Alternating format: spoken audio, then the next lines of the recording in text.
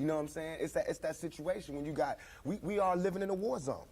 It's not as easy as these people are making us think, that they just got some criminal-ass black kids with guns. It is not like that. We live in hell. We live in the gutter. We got us stacked up 80 deep in one building.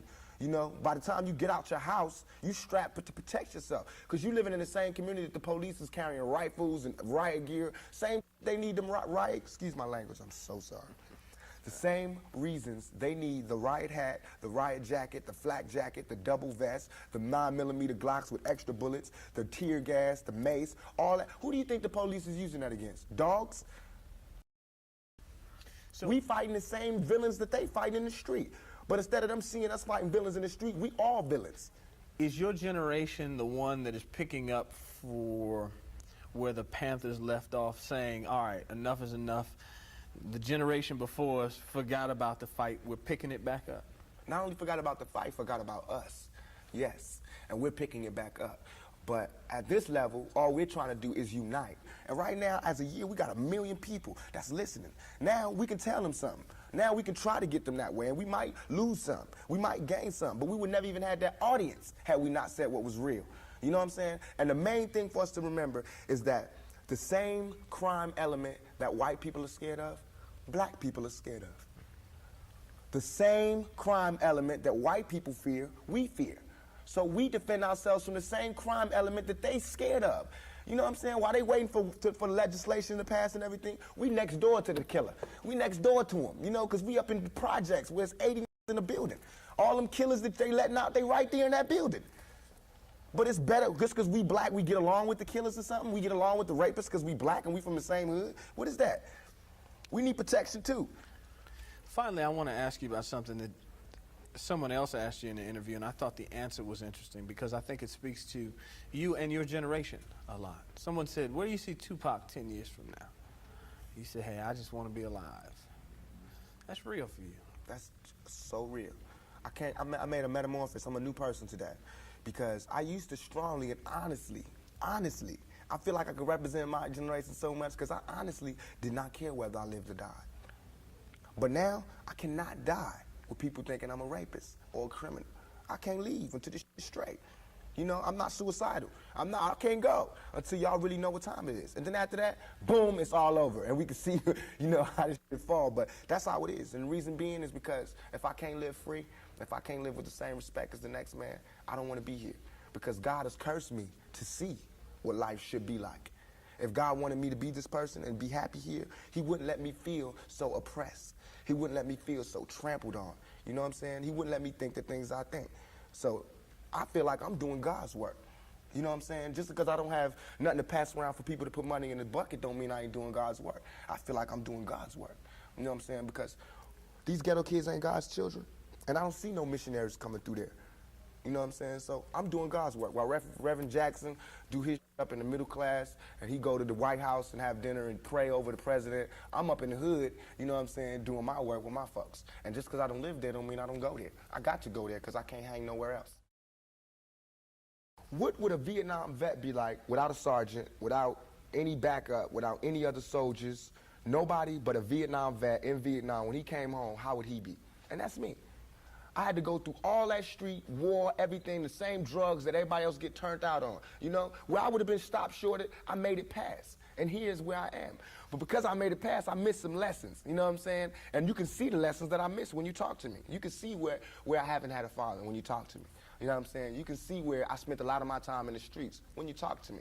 Because the words that I say are not words that come from a mother's mouth or a father's mouth. It's words that comes from a pimp's mouth or a prostitute or a hustler or a drug dealer. You know what I'm saying? But to me, these were my role models. How much of that, though, in terms of growing up without a father, sometimes not being with your mother, do you lament on and look back and say, damn, I missed something big? Everything. I know for a fact that had I had a father, had I had someone, and I hate saying this because white people love hearing black people talk about this, but had I had a father, had I had some of these opportunities, I'd have been able to help my mother more. She wouldn't have went the road she went. I could have been a better son. You know what I'm saying? She wouldn't have went that road. It was the absence of my father. You know what I'm saying? I'm dealing with him being daddy not being there. My mother's dealing with him being my man not being there. You know, so many problems in our community that affect everything. So by me not having that, I ain't never want to hear nothing about no kind of relationships between a black man and a black woman. I knew they didn't work. Because as far as I knew, my daddy was the coolest dude out there. And my mama was a Panther. So if they didn't work, it don't work. That's how I felt. You know what I'm saying? And going out there, you know what I'm saying, it's like watching my mother just go through changes and everything. It's like my mother's my partner. She a soldier. You know, she a soldier like I'm a soldier. You know, and I watched the peep the game that she went through. If I would have went the same way my mother went had not she did her route and showed me where it went wrong with her. My mother always told me, don't you ever, ever just volunteer yourself to our people, because they'll use you. That's what they do. You know what I'm saying? She also told me to follow my heart and for me to be the leader. But it's interesting to see just the change in your face, your reaction, your thought process. That's all I ever wanted to do. Ask my mama. I wanted to go to college. I went to school all the way and was ready to go to college. The only thing that stopped me was money. The time all the kids in my school was writing applications to go to college, I didn't have no lights and no electricity. And that ain't my mama's fault. You know what I'm saying? So when I think back to that, I'm not thugging for me. I'm thugging for my family. I pay all the bills. You know what I'm saying? I feed my whole family. Wrong or right, I do. And I can't stop. You know what I'm saying? And if thugging is gonna make me $1 million, because it just got me platinum, then that's what I got to do constantly. And if it makes me feel, because right now, I feel satisfied. I don't feel like I've ever embarrassed myself or my people, you know, in nothing that I've done. And yet and all, I got the whole world fearing me. You know what I'm saying? At 23. Weighing 160 pounds, you know what I'm saying? And I ain't even started. I haven't even rolled my plan out yet, and they scared. I got the vice president know who I am, the president, every cop in every city, you know what I'm saying? And I haven't even started working out a plan. I have something to offer to business that hasn't been shown before. You know, I have a whole energy that represents not just black youth, but white youth, Mexican youth, you know what I'm saying? That change right before you go from being 18 and unresponsible to when you go to being like 21, 22, and the whole world's on your shoulders. I believe strongly that my audience empathize with me because I show that side. I show that emotion, raw, uncut, good and bad. And so I think I can bring that more funnel, more directed into screenplays, more albums, producing, managing, you know what I'm saying? If I can figure out just how to control it, I can use it on a lot of different levels. I trip off because it happens out of nothing. It just goes, you know, everybody just be screaming and acting, and I just trip. I get uncomfortable, and it's like similar to a deer being caught in the headlights. I just freeze, you know, and I don't know what to do. I don't know if I should be what they want me to be, or if I should make them hate me so they can stop. You know, like say something mean so they can just stop. But I'm just like caught in the middle of it because you can't. I mean, no one can do that. Police can't do that. They can't stand in front of all those people and control them with a gun and mace and all that. So me with just words, it's like a battle to find the right words to say at the right time. I'm curious, when you think about the idea that you do have that kind of control over so many people, in one sense, the whole idea of being a role model comes up in the imagery. And a lot of people who know you, and I talked to them beforehand, suggested that, hey, you know, when you meet him, he's going to be something entirely different than you imagine and what the media is portraying him. What about that idea that you have been portrayed? And sometimes, I mean, to be honest, you like the portrayal of you just hard, That's right. thug. That's right. Don't step on me. That's right. You're in trouble. That's right. Yet there's another side to you, too. What about that idea that you've got to be able to figure out where you're going? To me, it's like it is my sensitive side that likes to blow up the hard side, because if my image or my reputation can stop a confrontation before it happens, I'm fine. You know what I'm saying? I know how it is day to day. It's a constant man ego check going on in this street, in this world. So part of that is just like, you know, that's my resume. But as far as the media, they look at it as something different. They don't care about my resume. They don't care about me not getting in trouble. It's just another story, you know, and it's a real story. They don't have to pay for it, and they're going to milk it for all it's worth. As far as people, they want me, when they first see me, to humble myself. They want me to be like this and da-da-da, just because they're scared of me. But I don't feel like that's my job, to humble myself to show you that I'm not a threat. I'm not a threat unless you're a threat to me. You know what I'm saying? So when people say, when you meet Pac, he's different than he is, because when somebody one-on-one, anybody one-on-one, I believe, honestly, that I can talk. I believe that I have the ability to reason, I have logic, I have compassion, I have understanding. If we talk, there's no problems. You know what I'm saying? But that's not what happens. People use what they heard in the media, and that's how they come at me. And then, you know, we got to clash. One of the things that you read in the media is that you're angry, that you personify your generation, that you just got some angry folks out there, and you're one of them. I'll put it to you. Are you angry? Are you angry with what you see society is about? Yeah, I'm extremely angry, confused. You know, a lot of the times that I sat up in court, I couldn't defend myself. You know what I'm saying? And it wasn't like the things they were saying about me were beyond my comprehension, or the things that I could say weren't going to help my case. But because it's like being exiled, you know, from society, and that's how I feel. And this whole the anger comes from, I'm tired of waiting for my past to get into society. All I ever wanted to do was make me and everybody around me feel more comfortable about where we were. You know what I'm saying? About the places that we stayed. This is our home base. Let's build it up. Let's be happy about where we come from.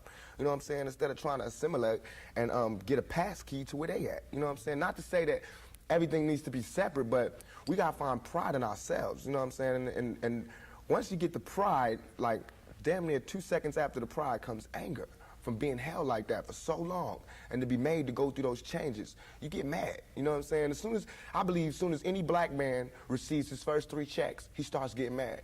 Because it's not about the necessity of having to have a job and having to pay and having to do that. You don't care no more about the smiles and the, you know, yes, massa, because you done got paid. You know what I'm saying? And now it's like you want to save money. You want to help other people. And you see how far it is, how far you have to go to help anybody in your neighborhood. It's set up for me when I get paid for me to exit the ghetto. You know what I'm saying? The only reason I've had these problems is because I haven't left yet. And these problems don't come from a white man. It comes from just society, the problems that we have. Let me put this to you. A lot of people tell me Tupac is, for the most part, a nice guy. This old thug thing, hype. Good for record sales. Helps him identify with the young people who are out there and angry, who would maybe label him a sellout, like they did Hammer, if he didn't have that hard side. What about that? First of all, nobody could call me a sellout. I'm not going for that. I'm not even in that. I'm not looking for approval from the black community, because we don't give approval. You know, we don't really do nothing but exist. So it's not like black people could tell me, you a sellout or you true blue. You know what I'm saying? It's not that. I'm not even caught up in that. But I can see that, you know what I'm saying, the one thing we do have in common as black people is we share that poverty.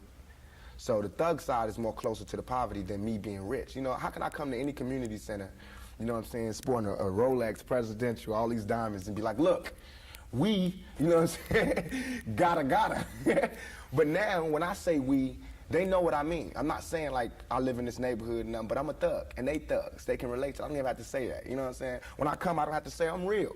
They already know that, you know what I'm saying? From me being me, from not pushing the thugness, but I know from the business that everybody in this business is always whispering in your ear about what you can't say, what you can't do, what you can't wear in this world and in this world. It's 2 worlds, a white world and a black world. All I did was stand in the middle, you know what I'm saying, and say I'm living in both worlds. I can go to the streets and survive, and I can go out here and do my business out here.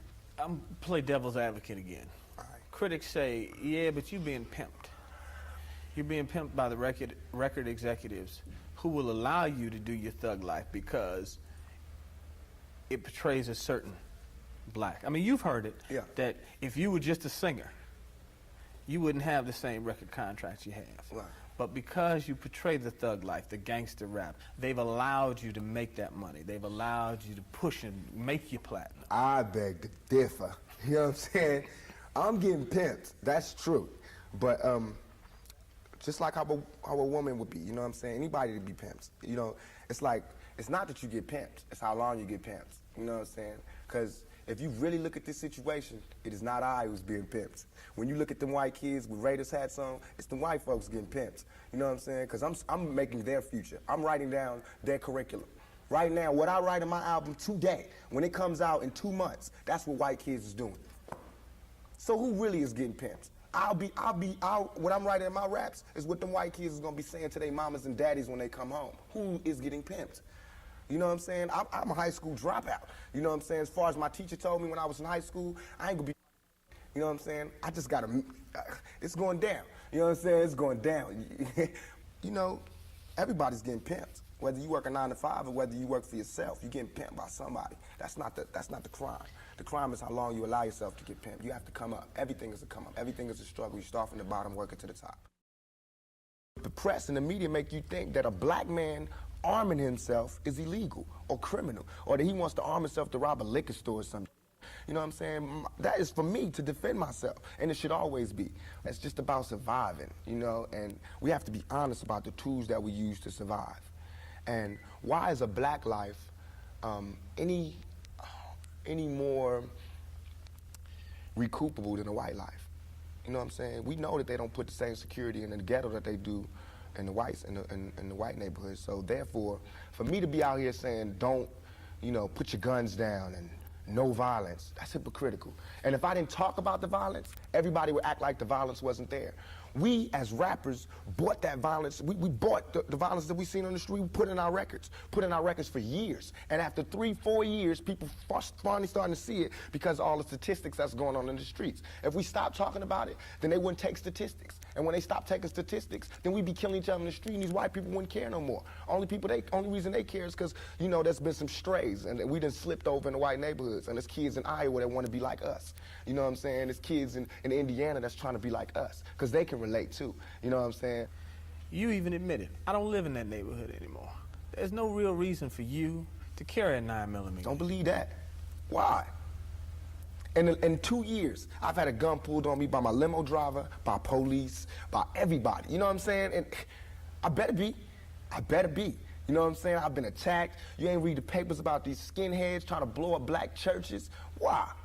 They see me as the enemy just like y'all do. You know what I'm saying? They can come to my house and sit outside my house just like anybody else can. A skinhead. And once my life is gone, it's gone. Can't nobody give it back to me. Not the judge, not the president, not the governor, not Calvin Butts, not Jesse Jackson. They can't do nothing but come to my funeral and talk pretty about how black people suffer. You understand? And as far as Jesse Jackson, my first acting job was at the Apollo Theater when Jesse Jackson was running for president in 1984. It hurts me for him to say anything negative about any rapper because we supported him. He should support us. You know what I'm saying? As far as his image, you know what I'm saying? What was he doing? You know, he should be the last person talking about gun violence when he sat right there while Martin Luther King caught one in the neck. You know what I'm saying? Things ain't really changed that much. I swear to God, nothing I ever say is meant to be something where innocent people get hurt. Nothing I ever say is meant to be like a end all, let's go do it right now. Nothing. Everything I ever say, and if any, this is so we can set it clear, anything I ever say as it pertains to my peers and being strapped is only in self-defense. You know what I'm saying? Because right now where I'm at, the world is harsh. And I just don't got no beautiful stories. You know what I'm saying? I'm gonna just be getting them ready. Because that's why I think I messed up. If somebody would have grabbed me, pulled me to the side and been like, look, Tupac, as soon as you step out here, they're gonna be at you. If somebody would have explained it to me, I wouldn't have took the same mistakes. But I made those mistakes. And that was my job to stop somebody else from making those same mistakes. To lay it out. To lay out the real map on the world and how it is. Everything I'm saying is a warning, is a plea for help. If everybody is so goddamn worried about me, why ain't nobody came to help me? You know what I'm saying? I never wanted to be no star. This ain't my job. I don't care if everybody don't cheer for me. You know what I'm saying? If you're not cheering for me for what I'm doing, don't cheer for me. Don't cheer because you think I'm cute. You know what I'm saying? Screw that. Cheer for me for what I'm doing, for what I stand for. And when I go to jail, you should cheer louder. You know what I'm saying? Because I'm standing up for what I do. I'm not robbing nobody, not stealing from nobody. I never took nothing. Everything I do to represent my people. I do because I think this is what they want me to do. We killing each other because we killing ourselves. We not, when another man, I know, I've been in a position, it's out of our control. It's not like he wants to kill. He just doesn't want to die. You know what I'm saying? It's that situation when you got, we are living in a war zone. It's not as easy as these people are making us think, that they just got some criminal ass black kids with guns. It is not like that. We live in hell. We live in the gutter. We got us stacked up 80 deep in one building, You know, by the time you get out your house, you strapped to protect yourself. Because you living in the same community that the police is carrying rifles and riot gear. Same, they need them riot, excuse my language, I'm so sorry. The same reasons they need the riot hat, the riot jacket, the flak jacket, the double vest, the 9mm Glocks with extra bullets, the tear gas, the mace, all that. Who do you think the police is using that against? Dogs? So we fighting the same villains that they fight in the street. But instead of them seeing us fighting villains in the street, we all villains. Is your generation the one that is picking up for where the Panthers left off, saying, all right, enough is enough? The generation before us forgot about the fight. We're picking it back up. Not only forgot about the fight, forgot about us. Yes, and we're picking it back up. But at this level, all we're trying to do is unite. And right now, as a year, we got 1 million people that's listening. Now we can tell them something. Now we can try to get them that way, and we might lose some. We might gain some, but we would never even have that audience had we not said what was real. You know what I'm saying? And the main thing for us to remember is that the same crime element that white people are scared of, black people are scared of. The same crime element that white people fear, we fear. So we defend ourselves from the same crime element that they scared of. You know what I'm saying? While they waiting for legislation to pass and everything, we next door to the killer. We next door to him, you know, because we up in the projects where it's 80 in the building. All them killers that they letting out, they right there in that building. But it's better, just because we black, we get along with the killers or something? We get along with the rapists because we black and we from the same hood? What is that? We need protection too. Finally, I want to ask you about something that someone else asked you in the interview, and I thought the answer was interesting because I think it speaks to you and your generation a lot. Someone said, where do you see Tupac 10 years from now? You said, hey, I just want to be alive. That's real for you. That's so real. I made a metamorphosis. I'm a new person today because I used to strongly and honestly, I feel like I could represent my generation so much because I honestly did not care whether I lived or died. But now, I cannot die with people thinking I'm a rapist or a criminal. I can't leave until this shit's straight. You know, I'm not suicidal. I can't go until y'all really know what time it is. And then after that, boom, it's all over. And we can see, you know, how this shit fall. But that's how it is. And the reason being is because if I can't live free, if I can't live with the same respect as the next man, I don't want to be here. Because God has cursed me to see what life should be like. If God wanted me to be this person and be happy here, he wouldn't let me feel so oppressed. He wouldn't let me feel so trampled on. You know what I'm saying? He wouldn't let me think the things I think. So I feel like I'm doing God's work. You know what I'm saying? Just because I don't have nothing to pass around for people to put money in the bucket don't mean I ain't doing God's work. I feel like I'm doing God's work. You know what I'm saying? Because these ghetto kids ain't God's children. And I don't see no missionaries coming through there. You know what I'm saying? So I'm doing God's work. While Reverend Jackson do his up in the middle class and he go to the White House and have dinner and pray over the president, I'm up in the hood, you know what I'm saying, doing my work with my folks. And just because I don't live there don't mean I don't go there. I got to go there because I can't have